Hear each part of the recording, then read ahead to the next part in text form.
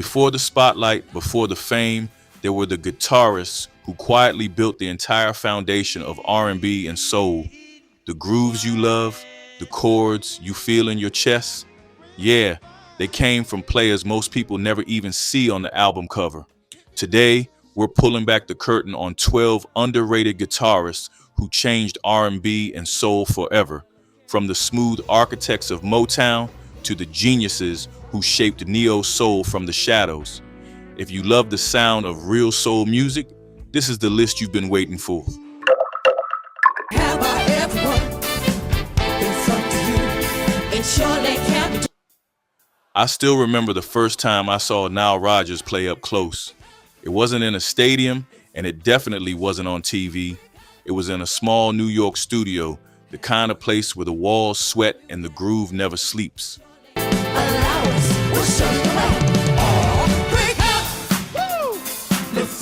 Nile walked in calm, quiet, almost too calm for someone who had already changed the direction of R&B and soul. But then he picked up that guitar.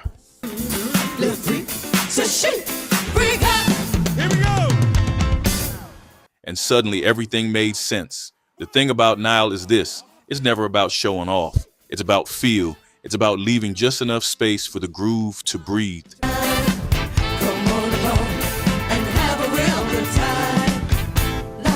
That chucking rhythm he plays, clean, sharp, and steady, is the heartbeat of so many songs that carried people through the late 70s and 80s. Alice in every headlight. Alice. Yeah. Now, Lowell George. That man was a different kind of magician. Not the loud, fiery type, more like the player who sneaks up on you. Driven the back roads so I wouldn't get wet. Hits one note and suddenly you sit up a little straighter because you felt something you can't explain. Lowell wasn't advertised as an R&B or soul guitarist.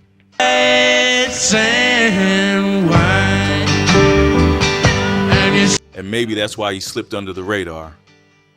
But if you were around musicians in the 70s, especially the ones who cared about tone and touch, you heard his name whispered with a kind of respect you can't fake.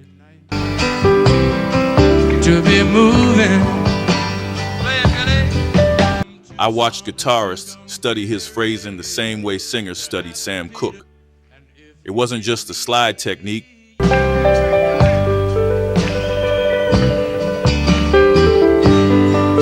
Though that was smooth as melted butter. It was the way he bent a note like he was trying to tell you a story he wasn't ready to say out loud.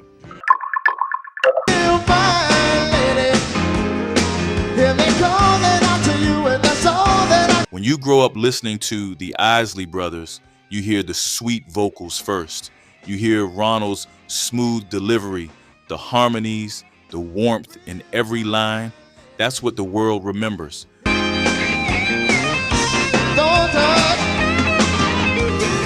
But when I first caught Ernie Isley tearing through a rehearsal, I realized the group had a quiet weapon hiding in plain sight. A guitarist who could match the emotion of the vocals with the fire of his strings.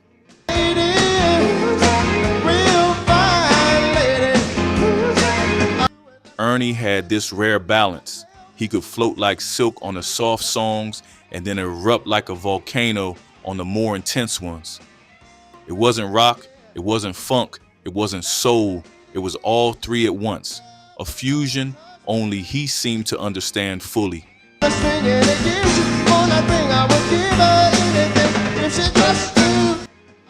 I remember one night after a show, someone said, "Man, that kid plays like he's carrying a different kind of electricity." They were right. Ernie gave the Isley Brothers a whole other dimension. So people get ready for the train to Jordan. Curtis Mayfield was one of those people you couldn't forget once you met him. Soft-spoken, humble, almost shy in the way he moved. If you didn't know better, you'd think he was just another quiet man in the corner. But when he strapped on that guitar, something in the room shifted. Faith is the key. Open the doors of boredom. Curtis didn't approach the guitar like most players. He didn't attack it, he didn't wrestle with it, he guided it gently, carefully, the same way he guided people through the social and emotional weight of his lyrics.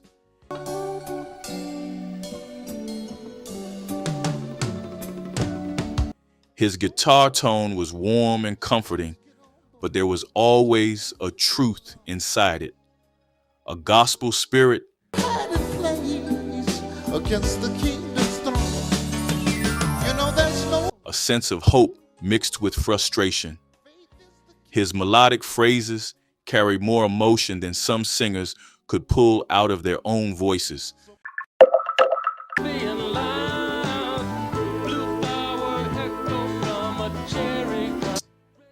I remember the first time I heard Shuggie Otis play.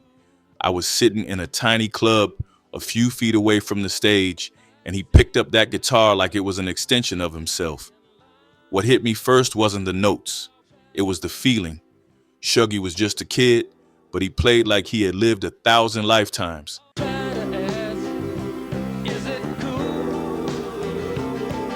His style wasn't just R&B, wasn't just funk, wasn't just soul. It was a swirling mix of all three with a hint of psychedelia thrown in. And somehow it worked. Somehow it made perfect sense.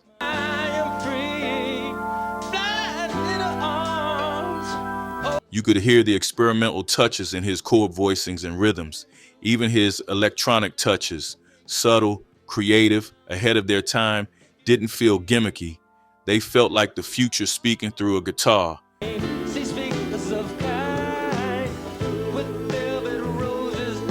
And the craziest part, most of the world didn't catch on until decades later. But if you were there in the room, watching him move his fingers across the strings, you knew something monumental was happening.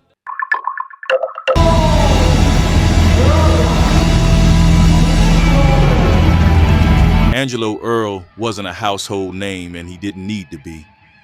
I met him once during a late-night studio session, the kind of session where the lights are dim and everyone is just chasing the perfect groove. Angelo quietly plugged in, picked up his guitar, and suddenly the entire room shifted.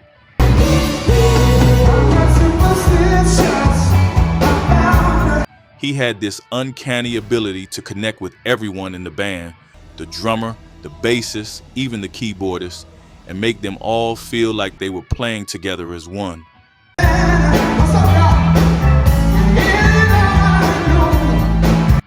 From Al Green to Isaac Hayes, he left his fingerprints on countless records, and yet most people had no idea who he was. Angelo's tone was smooth, expressive, and full of taste. He wasn't flashy, but he didn't need to be. Every note had purpose, every chord served the song.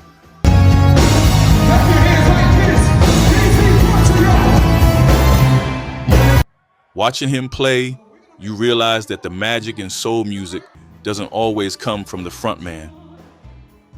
Sometimes it's the quiet, brilliant guitarist who makes everything else feel alive.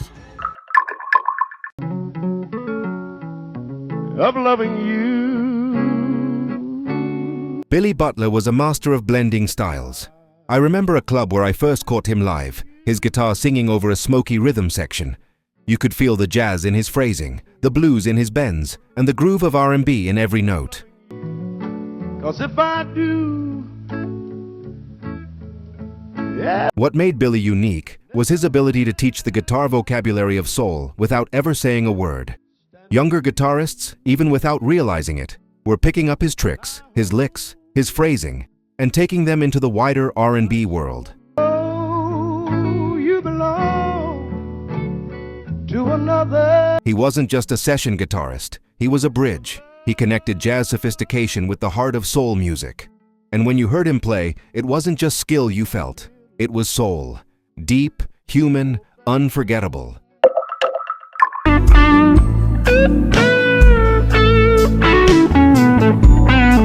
If you grew up on Motown, you know the songs, you know the grooves, but I bet most of you never thought about the guitarist behind them. Robert White? He was the quiet genius behind some of the most famous riffs in history.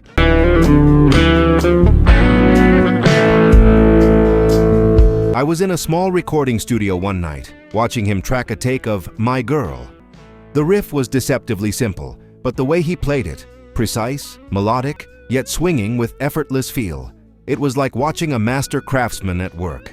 Every little nuance, every subtle bend, every ghost note carried magic.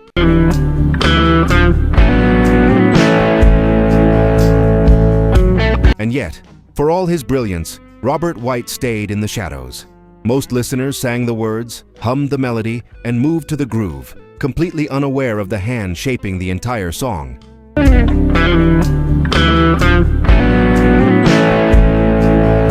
Watching him, you realize just how much of Motown's signature sound was born in the fingers of guitarists like him. She came from California. I'll never forget stepping into a Motown studio back in the late 60s and seeing Joe Messina there. He wasn't flashy, no stage antics, no ego, just a man with a guitar, leaning in, listening. But the moment he started playing, the entire room came alive. All the way from California. Joe had this disciplined, jazz-infused style that gave Motown its signature swing. Every note, every chord, every tiny fill wasn't just decoration, it was part of a blueprint.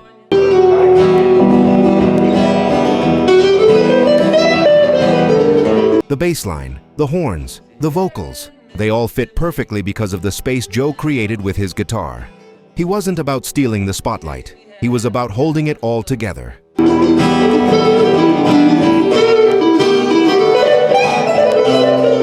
And when you hear a Motown track from that era, you're hearing Joe Messina's fingerprints all over it. Without him, the groove, the magic, the feel of those songs would never have existed.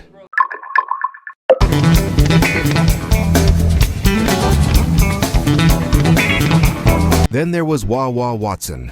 I saw him play live once, and it was like watching someone conjure spells with his fingers. The name isn't just a nickname, it's a warning.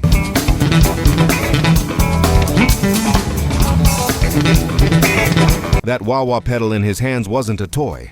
It was a voice, a mood, a personality. From the Temptations to Herbie Hancock, his tone changed how people thought about guitar in R&B and funk.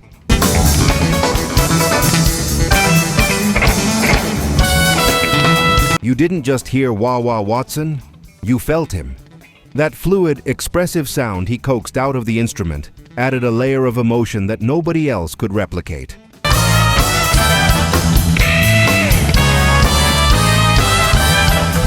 And yet, most listeners didn't know his name. They just knew the music moved them. But I was there, watching every subtle twist of the pedal, every nuanced pluck and slide. That was artistry, pure and undeniable.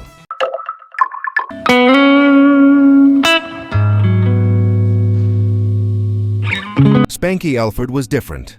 Quiet, unassuming, almost shy.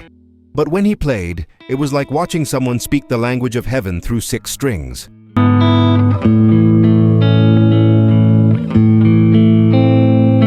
I was in a studio with him once, and even the most seasoned musicians fell silent, just listening. His chord voicings were lush, full of color and emotion.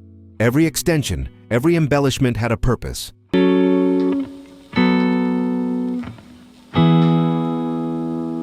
And his gospel sensibility? That gave neo-soul its soul.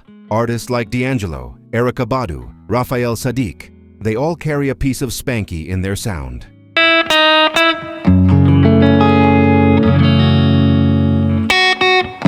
He taught us something crucial. The guitar isn't just an instrument. It's a voice. It's a storyteller. And in neo-soul, his voice is everywhere, whispering, breathing life into the music.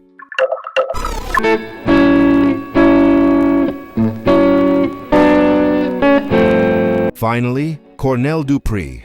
The man could play anything, anywhere, with anyone, and make it feel effortless. I saw him in a recording studio once, and it was like watching a master painter at work.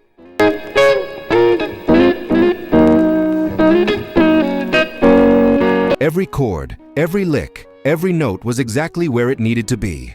Over 2,500 recordings. Aretha Franklin, Donny Hathaway, Bill Withers, the list goes on and on, yet most people never knew his name.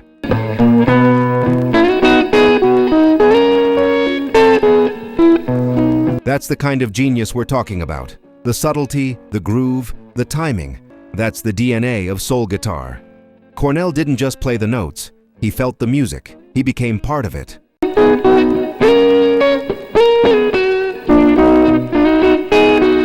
And that's why, even decades later, the soul of R&B is still standing on the shoulders of giants like him. The journey doesn't end here, R&B soul lovers. Watch this next.